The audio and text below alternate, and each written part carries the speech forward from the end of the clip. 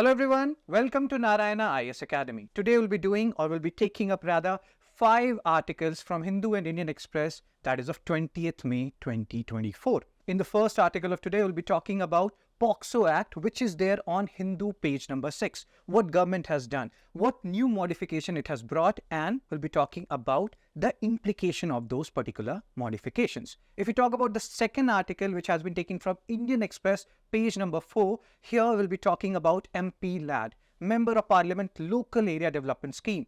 And not only will be discussing about MPLAD and the issues associated with MPLAD, but also what second ARC or Administrative Reforms Commission is talking about MPLAD. In the third article, which is on Hindu page number 7, we'll be talking about GSP, that is Generalized System of Preferences. This is basically a means by which developed countries give market access to developing countries. And here there are certain issues which are happening between India and US, and we'll be talking about that. If we talk about the fourth article, which is on Indian Express page number 11, that is related to Sariska Tiger Reserve. Something is going on there, something illegal mining, quarrying. We'll also be talking about WPA, Wildlife Protection Act, Environmental Protection Act. What does they say about all the things which are going on in Sariska Tiger Reserve? If we talk about the last article of the day, which is titled Cereal Saviours, and that is on Indian Express page number 11, here we'll be talking about Punjab and Haryana. In the rising food instability which is happening because of El Nino, Punjab and Haryana has come as cereal saviors, and we'll be talking more about that particular scenario. Apart from all these 5 articles, we'll be also solving pre and mains practice MCQs, and we'll also be seeing certain PYQs so that you can understand what are the areas which we have to focus on as UPSC aspirant. Let's get started.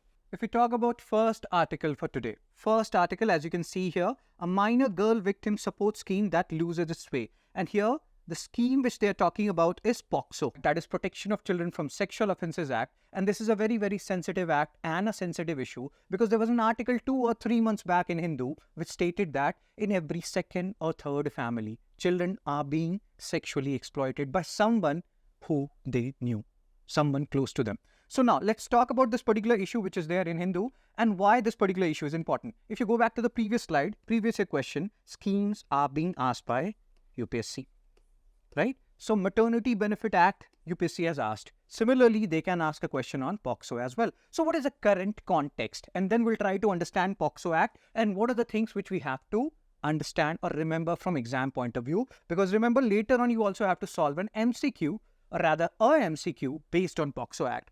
So, November 30, 2023, MWCD, Ministry of Women and Child Development, they notified a new scheme, pay attention here, under POCSO.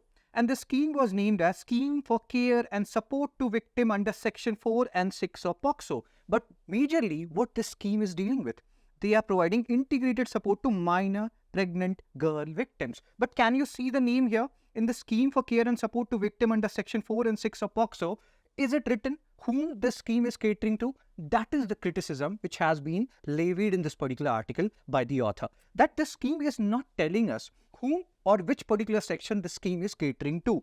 And minor pregnant girl victim name is not written anywhere here.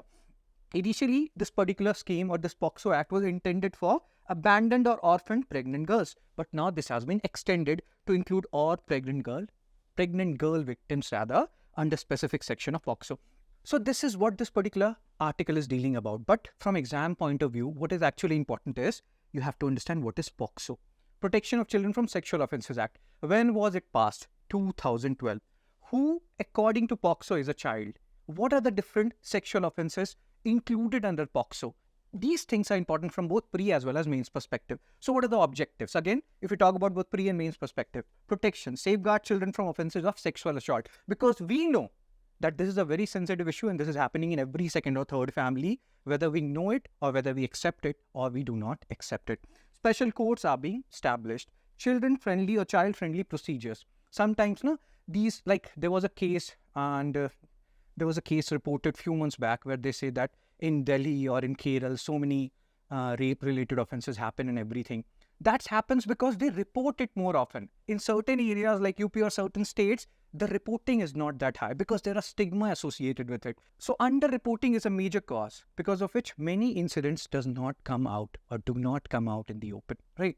So child-friendly procedure is the need of the hour, and then the things will open up more and we'll know more about this whole scenario, the actual extent of this whole scenario. So definition in the POCSO. What are the different definitions? Who is a child under POCSO? Any person below the age of 18 years. They can give you a question in exam. Any children below the age of 15 years is considered a child under POCSO. No, 18 year, right? Now, there are different kind of sexual assault. Penetrative sexual assault is fine. And then non-penetrative acts like physical contact, that is also considered a sexual offense. And not only that, even if you are showing or any particular person is showing pornography to a child, that is also included under sexual harassment. And accordingly, charges will be levied on that particular person who is showing this particular pornography to that particular child, right? So what are the amendments and updates? This is a very sensitive issue and we have to be aware about it, right? So in 2019, POCSO Act was amended to include more stringent punishment so that these things happen on a lesser and lesser scale with each passing second and year, right? So, but again, the major issue is underreporting. When you deal or when you read more about POCSO, you will realize underreporting is a major cause, because of which so many incidents do not come out in the open. So what are the implementation and challenges? Again, if you talk from mains perspective, despite the stringent provision, what is happening? This lack of awareness about the law. How many people know about this law? And that's why All India Radio, there is a 9 p.m. News, and they discuss about certain issues. They need to discuss about these kind of sensitive issues more often, right? Insufficient training for police and judicial officers, lack of sensitivity, societal stigma and reluctance to report offences. We are continuously talking about this particular thing, rather, that underreporting is a major issue here. And we have to focus on this underreporting part. So POCSO Act represents a significant steps towards protecting children from sexual offences in India, providing a robust legal framework. But there has to be awareness, there has to be removal of societal stigma. All these things need to be done, right? So that more and more people can report such heinous crimes and ensure the right and dignity of children. Moving on to second article of the day. This is about MPLAD funds, about which second ARC has talked a lot. So when you read ethics per se, so in ethics, that is GS paper 4, this is a particular topic where GS paper 2 and paper 4 are merging. So in ethics, there's a report which we generally say people to read, government report, that is known as second ARC, Second Administrative Reforms Commission report. And under second ARC, there are many reports. The report which we are concerned about is the fourth report, if I'm not wrong, which is titled Ethics in Governance, right? And in that Ethics and Governance report, they have talked about MPLAD funds and what are the issues which are associated with this MPLAD fund. We'll talk about it. This is actually a very important issue, both from pre as well as mains perspective. So why is this MPLAD fund is in news? Because a third of MPLAD fund is not utilized. When I'm explaining this particular article to you, you have to understand one particular concept, which is known as separation of power, SOP, which was given by Montesquieu. And what does separation of power means? To understand that, we have to understand three key concepts: legislature, executive, judiciary. Legislature who makes laws, executive who implement laws, and judiciary who check constitutionality of laws. So separation of power means legislature, they will work in their own domain, they will make laws. Executive, they will implement laws and they will work in their own domain. Judiciary, they will work in their own domain. Nobody will be interfering in each other's work. That is strict SOP, which is generally practiced in US. But in India, we have fused SOP. We have fused separation of power. What does fused SOP means? That somewhere or the other, our executive is part of the legislature. Let's say we are electing Honorable PM Sir, Narendra Modi Sir. So he is a part of the legislature. He is a part of the Lok Sabha. So there is a fused SOP in our country. But according to this article, in this scenario, in the MPLAD fund, what is happening? Legislature, they are being assigned some money. And that money has to be used for some developmental work. So second ARC says that in this scenario, legislature whose work is to make laws, they are implementing laws. So in a way, it is violating the separation of power concept. Your work is to make laws, your work is to remain in parliament rather, but you are implementing law. You're going to the ground level and you're implementing law. So that is actually a violation of SOP. We'll talk about that in detail. So again, a direct question has been asked on MPLAD, Member of Parliament Local Area Development Scheme, right? It must be used to create durable assets. Sometimes, whenever we talk about PYQs per se, it is to give you an idea so that you become serious when you're reading this particular article. And we keep on talking about certain things, like this particular statement is a general statement, which more or less has to be true. And we also keep on talking about certain things rather That is option elimination. That if first is correct, eliminate option. You are left with A, C, D. Specified portion of each MP's fund must benefit SC/ST population. Let's say you have some issues here. MPLAD funds are sanctioned on yearly basis and the unused funds cannot be carried forward. It can be carried forward. Let's say you had this idea that, okay, they are assigned some money and that can be carried forward to the next year. So you can eliminate third option. Then what will happen? You're left with A and D and you have to check the fourth one. Inspection. That is a work which has to be done in any kind of scheme, right? But here there is a data involved. At least 10% of all works under implementation every year. This is actually correct. So the answer is D, 1, 2, 4. So the point is, when we will be covering this particular article, we'll be reading or delineating the provision, these things will become clearer to you. So what is the context? Delhi MPs, they are not utilizing MPLAD fund. They are not utilizing it for developmental works, or the money which they have been allotted rather, they are not utilizing the full portion of it. That is the basic gist, context. Now, moving on to the more important area. What is MPLAD? Member of Parliament Local Area Development Scheme. When was it launched? 1993. What is the basic criteria behind it? To develop durable assets, as was given in the PYQ, right? How much money they are receiving? 5 crore annually. And each particular MP, when we are talking about Lok Sabha MP, they are for 5 years. So that means they will be getting 25 crores in 5 years, but not all at once, right? And even what happens when they're getting 5 crore annually, it has been divided into two parts, 2.5 crores, or it is given in two installments rather of 2.5 crores each. Okay. Now, what are the roles of MP and administration? So they will propose project. They cannot go to the ground level and do the work themselves, right? So they will propose projects and the district administration will take up the work. MOSPI is involved in releasing the fund. MOSPI means Ministry of Statistics and Program Implementation. And then they will look into the monthly progress report, etc., etc. Now, what is important part here in this particular article? Funding reduction. During COVID-19, this was a major news that government has reduced the fund, and 25 crore we have just discussed. We have done the maths part. We have done the CSAT part. 5 crore every year, so 25 crore for 5 years. But it was reduced to 17 crore because at that time, we were having paucity of funds. No funds were allocated for the financial year 2020-21. They can directly ask you a question. We have seen the previous question on MPLAD, prelims question. They can even ask you this. They can give you this particular statement and they can tell you whether it is correct or not. Challenges and issues. Projects are not happening, and there was if you read this Hindu article, you will realize that there was an MP, Harshvardhan sir, and he proposed certain projects and very few of them were completed. So that is a major issue. Remain incomplete rather, or unsanctioned due to a variety of issues, including administrative inertia, inadequate proposals. You can read these things. Second ARC recommendation, very important part. What is second ARC saying? Second ARC is saying that abolish it. We don't need it. Why they are saying this? Because they are saying that legislature work is to make law. Executive work is to implement laws. And executives are of two types, political executive and permanent executive. Political executive, PM, CM, cabinet ministers, they are political executive. And they can be removed after 5 years. Permanent executive, you people. Once you become civil servant, you will be permanent executive. So, second ARC is saying that executive work is to implement laws. But in this scenario, these legislature, they are implementing laws, they are doing the work. So they are doing the work of executive, and the separation of power concept is getting contradicted here. And that's why we have to do away with this MPLAD thing. So that's what they are saying. Undermines the separation of power.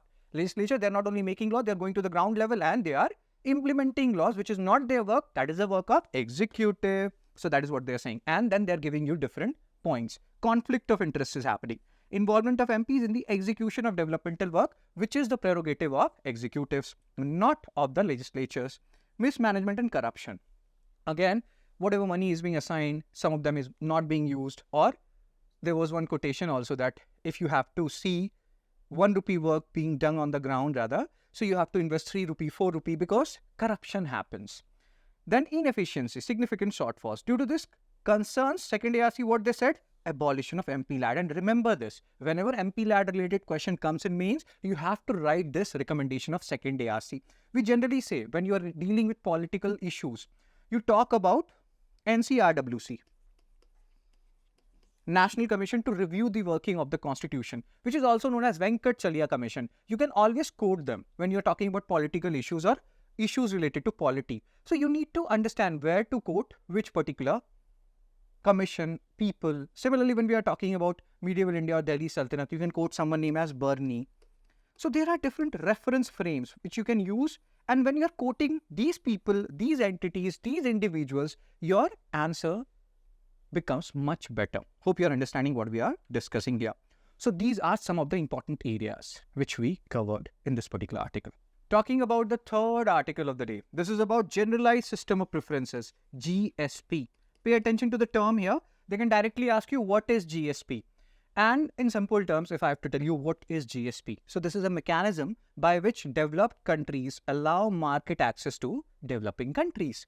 And this is actually helpful for the vulnerable developing countries as well. And not only vulnerable developing countries of different nature. It helps these countries in getting market access of developed countries. Simple terms, that is GSP. And sometimes developed countries give this GSP also to prevent Chinese import, whatever things, because we know China is dumping goods here, there and everywhere.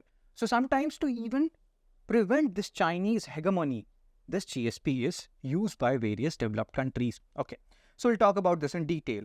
And what is happening here? Here we'll also talk about India-US trade relationship. Because this GSP is related to developed countries which allow market access to developing countries in simple terms. But in America, it has to be renewed. In US, it has to be renewed periodically. And that is what this particular issue is. So these kind of questions related to international institutions like gold tranche, a credit system granted by IMF to its members, these kind of questions do come and you have to be aware of it. And you need to read about it. So what is the context here? In the US, the GSP program, Generalized System of Preferences, we have discussed what this stands for. And it expired and it's still not renewed. Because we know what happened in the Trump era. He was having like quid pro quo policy. You give me 5 rupee, then I will give you 5 rupee. Such kind of policy was initiated by him. So there are certain repercussions, or there were certain repercussions of those kind of policies which still linger to this particular day. So GSP program expired in 2020 and it has not yet been renewed, and that is a major issue. Renewing GSP is crucial because it allows small and women-owned businesses, and it also reduces dependency on Chinese import because it gives access to other developing countries, which include India as well. And it will foster US-India trade relations as well, right? So if we keep on moving, Generalized System Preferences, what is the basic meaning? Trade program implemented by developed country. Pay attention because they can, you have to solve practice MCQs as well. Implemented by whom? Developed countries. And they are giving lower tariffs and market access to whom? Developing countries. So this is the keyword here. Aim to incentivize economic reforms in developing nations. As our Honorable PM says, Sabka Saath, Sabka Vikas. Right? So same kind of thing is happening here. You are witnessing it here. Right? Each developed country customizes its GSP program. And again, here you are seeing also tenets of globalization. The concept of Vasudhaiva Kutumbakam, whole world is one family. So GSP has been adopted by nearly all developed countries for the past half century. And the issue here is why we are reading it, because of the renewing GSP scenario in US. So US GSP program requires periodic reauthorization and it has been in a limbo from the last 3-4 years. And this expired in 2020 and has not yet been renewed. Importance. What is the importance if we talk from the mains perspective? It facilitates stable market access for developing countries as we have discussed. And in these developing countries, there are small businesses and women-owned enterprises, just like we talk about Kudumba Shri. You must have heard about Kudumba Shri in Kerala, which is also an SHG, self-help group. Lichit Papad. You must have heard about Lichit Papad. So these kind of women-owned enterprises, they are getting a lot of benefit from GSP. Reduce dependency on Chinese import because you know US-China war, trade war, tariff war, all these things keep on happening, right? So US-India trade relationship. Potential benefits of GSP renewal, it will foster or it will bring US and India like move closer to each other. That's what they are saying. It could facilitate wide-ranging trade negotiations in sectors like medical devices, agricultural commodities, ethanol, C2H5OH, and information technology. It could help elevate the US-India trade relationship beyond its current $200 billion level. That's what they are saying. But again, currently some issues are going on in US and we don't know when this GSP will be renewed. Strategic importance, powerful tool to enhance our India-US relationship. This is of great importance to us. There are certain countries with which we have different kind of relationships. If we talk about international relation or political, like economic, social, every dimension is being covered by India-US relationship, just like all these dimensions are also being covered when we're talking about India-Russia relationship, right? And sometimes we have to balance India-US and India-Russia relationship. So negotiation could cover various important areas like labor rights again. The important point here is we want access to American market. We want lower tariffs there, and GSP would provide that. So GSP is not a comprehensive solution. It represents a significant steps towards deeper trade cooperation between the two nations, and we want the renewal of GSP at the earliest. Moving on to the fourth article of the day, which deals with GS3 environment, right? And this is actually very important from pre-perspective as well, because we know in prelims how much weightage environment has, because the prelims of IAS and IFS, Indian Forest Service, that is the same, right? So around 15 to 20 questions roughly every year comes from environment. So here, Sariska Tiger Reserve, where is it located? Rajasthan. Like there is some illegal mining, or there are certain instances of illegal mining and quarrying which is going on in Sariska Tiger Reserve. But that gives you an excuse to read about Sariska Tiger Reserves and other tiger reserves in Rajasthan. That is the basic context behind putting this article here, right? So GS paper 3, prelims, environmental conservation, that's what we are talking about. And these kind of questions in the previous DNA also, we have talked about what is the difference between national park, wildlife sanctuary, biosphere reserve. So these kind of questions are not new. You have to be ready for it, right? So what is the context here? Supreme Court, they are continuously trying to halt illegal mining activities in and around Sariska Tiger Reserve. But then why are these activities still going on? The answer is ambiguity. Ambiguity means these tiger reserves, it's not like they're of 1 kilometer or 2 kilometer range. They are very vast. And sometimes the boundaries are not clearly defined. And taking advantage of these loopholes, the illegal miners, they keep on doing their work. So we have to be very, very sure about, and government has to be very, very sure about the notification thing. Where the boundary of Sariska starts, where does it end? And there is certain amount of ambiguity, the advantage of which are taken by the illegal miners. So on May 15, again, we are not concerned with the date, like on which particular date, what happened. The only thing is you should be knowing that in Sariska Tiger Reserve, certain illegal mining activities are going on. And they are violating wildlife, again here, from exam perspective. WPA, when was it passed? 1972. EPA, when was it passed? 1986. Why it is important? Because in exam, what will happen? They will give you different acts. And they will give you like one question, if I remember correctly, it was like Project Tiger, Project Elephant, WPA, EPA. And then they will tell you to arrange them in chronological order. Which happened first, which happened last, something like this. So WPA 1972, EPA 1986. Remember these years. These are actually important. Again, location, where is it located? Alwar district of Rajasthan. Even if you forget the district, it's better if you remember it. But even if you forget the district, remember the state, Rajasthan. It is a wildlife sanctuary. Again, go back to the previous DNA. And I think in the last to last DNA, which I did, we talked about the difference between national park, wildlife sanctuary and biosphere reserve. So it is a part of India's Project Tiger. Your homework. Find out when was Project Tiger launched. Find out when was Project Elephant launched. These are very important key areas which will make your preparation more holistic. So this is the map which is telling us about where is Sariska located and what are the buffer and core zones there, right? So again, it was a hunting ground of Maharaja of Alwar. Sometimes they will give you, or they will try to confuse you, UPSC, and they will say that it was a hunting ground for Gajapati rulers or any other such rulers. Now, Gajapati rulers, they used to rule in Odisha. So even if you have an idea that Gajapati rulers, they were active in Odisha, how can they hunt in Rajasthan? Because Odisha and Rajasthan, they are like on the opposite spectrum, east and west spectrum if we talk about, right? So you need to have an idea which rulers were active there. It was a hunting ground of which ruler, right? And famous for old temples like Pandupol, again, you don't need to do PhD here. You just need to focus on the important words, important terms. Like it is predominantly covered with dhok. Why we need to understand or read about this dhok tree? Because it is covering 90% of the area. That is humongous. So dhok tree and Maharaja of Alwar, these keywords you have to keep in mind. And this particular situation where the Supreme Court is ordering about like the illegal mining activity which has to be controlled. Because again, we are having a debate related to development, economic development versus environmental conservation. If we draw a simple line, linear line. So here let's say development is there. And here let's say environmental conservation is there. So people generally believe that environmental conservation and development, they lie on the opposite end of the spectrum. That is not exactly true. There is a midpoint where both of them can meet, which is known as sustainable development. And we do talk about Sustainable Development Goals, 17 goals, 169 targets. So yes, it's not like development and conservation. They cannot go hand in hand. They can go hand in hand. And the point at which they go hand in hand is known as ST, that is Sustainable Development, right?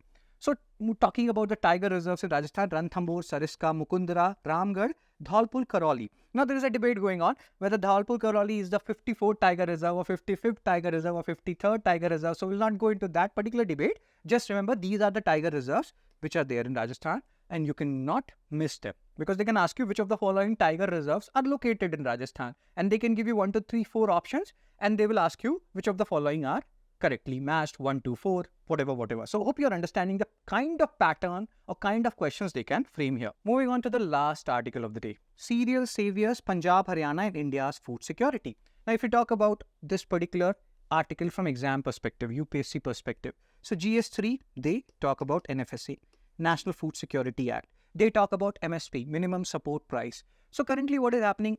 We are witnessing El Nino years. So generally what happens when we have El Nino years rather, we are a rain-fed country. Almost major portion of our irrigation is dependent on rainfall, and the irrigation facility is not up to the mark. So whenever El Nino year happen, we face shortages in food grains. And here we have to be very, very thankful to Punjab and Haryana, because of which these states are responsible for the resultant food security which we are currently encountering, especially when we are talking about wheat per se. So this is what this particular article is talking about. And these kind of questions related to infrastructure, they have been asked earlier as well. Now, if you talk about that is the context. The El Nino induced decline. Here, what is happening? Economy and geography, they are merging. So what you have to do is, once you have read this particular article, you have to do a comparative analysis between El Nino and La Nina. What is the difference between El Nino and La Nina? Which are more productive for us? What happens in which particular area these events happen? Which happens in the Eastern Pacific coast or Western Pacific coast? All these kind of things, which are little technical in nature, you have to read it. This is core geography. So Punjab and Haryana, they account for around 75% of total wheat procured. Again, here you have to pay attention. We are procuring wheat from Punjab and Haryana primarily, but are Punjab and Haryana the largest wheat producing states of our country? No. UP is the largest wheat producing state in our country. Please keep this particular point in mind. Sometimes what will happen? You will go with the flow. And in Hindi, we call it bhavnaon mein beh jana. So we are procuring maximum amount of wheat from Punjab and Haryana, but the largest producer in our country is Uttar Pradesh of wheat. So do remember that. So here they are talking about the contribution of Punjab and Haryana. Earlier it was 90%, then other states started producing more and more. So the contribution of Punjab and Haryana reduced somewhat. So again, we are not that much concerned about those data. The point which I'm telling you to remember, keep that in mind. So impact of climate shocks. So there are El Nino, La Nina, so many kind of climate shocks are happening, because of which we are witnessing heat wave, we are witnessing incessant rainfalls, and all these things affect wheat production. Now let me tell you something which is related from exam point of view, and it has been asked a lot by UPSC. Kharif crop, Rabi crops, and let me tell you the mnemonic for that. So if Kharif crop, so generally when people talk about Kharif crop, we remember rice. No, remember a keyword here, and that is Kobama Ki Tujori, and pay attention to the capital letters. Ko, B-A-M-A-T. So I will tell you, C-O, that is cotton, B-A, bajra, M-A, maize, T-U, tur, J-O, jowar, and R-I, rice. So Kobama Ki Tujori, it's a mnemonic to remember Kharif crops. Cotton, bajra, maize, tur, jowar, rice. Similarly, if you have to remember which of the following are Rabi crops. Why I'm telling you this? Because they have directly asked questions. UPSC has directly asked question. Which of the following are Kharif crops? Which of the following are Rabi crops? So you have to be mindful of that. So Rabi crops, what is the mnemonic? V bar gram. Again, pay attention to the capital letters. Wheat, barley, gram, rapeseed, mustard. So these are the Rabi crops. Again, when UPSC asks which of the following are Kharif crops or Rabi crops, you will be able to easily deduce the answer. So again, wheat procurement is happening from Madhya Pradesh, etc., etc. Punjab and Haryana have weathered these shocks. Whatever the climatic shocks are happening, they have weathered it better than other states. So that is what is being written in that particular slide. Do remember Kharif and Rabi crops mnemonic. So now let's talk about NFSA, National Food Security Act. Just like we have talked about POXO Act, when was it passed? 2013. What is the basic aim? To provide food security, as the name suggests. Who are they covering? They are covering both rural as well as urban population.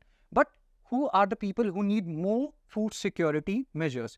Obviously the rural population, because the poverty issue is more predominant there. So 75% of rural population, 50% of urban population, and in general, 2/3 of the total population. 2/3, that is 67%. 2/3. Okay. And again, the priority households, who are the people who will be getting the benefits that are decided by, or that is rather decided by state government. Then there is another Yojana, which was launched by government, that is Antyodaya Anna Yojana, which was launched in 2000. Poorest of the poor families, they are getting around 35 kg of rice. I will just show you. So 35 kg of food grains, this Antyodaya Anna Yojana households they get, and they will keep on getting that benefit. In spite of we are having this NFSA thing, the benefit which Antyodaya Anna Yojana household people used to get earlier, that will continue. Now here are the policy implications. NFSA. NFSA beneficiaries, who are the people and what are they getting? They're getting 5 kg of wheat or rice, and at a very subsidized price, 3 rupee per kg, 2 rupee per kg, 1 rupee per kg. And that's what they are saying. Rule of Punjab and Haryana, because they have benefited a lot from green revolution, high yielding variety of seeds, proper irrigation technology, they have high average per hectare yield and everything. They are acting much better in adverse conditions. That's what this particular article was talking about, that Punjab and Haryana have acclimatized better to these weather shocks. And that's what this particular policy implications slide is saying. So provisions, what are the provision under NFSA? 5 kg of food grains per person and 3 per... now remember this is actually important. You cannot skip this part. So NFSA, when was it passed? 2013, right? How much percent population they are covering? 75% in rural areas, 50% in urban areas, 2/3 of the total population. How much grains they are giving? They are giving 5 kg of food grains per person per month. What is the price they are asking from us? 3 rupees per kg for rice, 2 rupees for wheat, and 1 rupee for coarse grain. Keep that in mind. Antyodaya Anna Yojana households, who are the poorest of the poor families, they'll be getting 35 kg of food grains. That's it. You don't need to do PhD here. Maternal benefits are also there. So meal and maternity benefit of not less than rupees 6,000. That's it. Don't worry too much about the data. The important areas which we highlighted, the mnemonic for Rabi crop, the mnemonic for Kharif crop, NFSA, when was it passed? All these factors you have to keep in mind. Moving on to the practice questions. Let's see the first question. The first question is related to Sariska Tiger Reserve. And pay attention to this question. I have already told you how you have to go about these questions. You have to pause me here. So it is located in Nilgiri district of Tamil Nadu. Pause me before I give you the answer.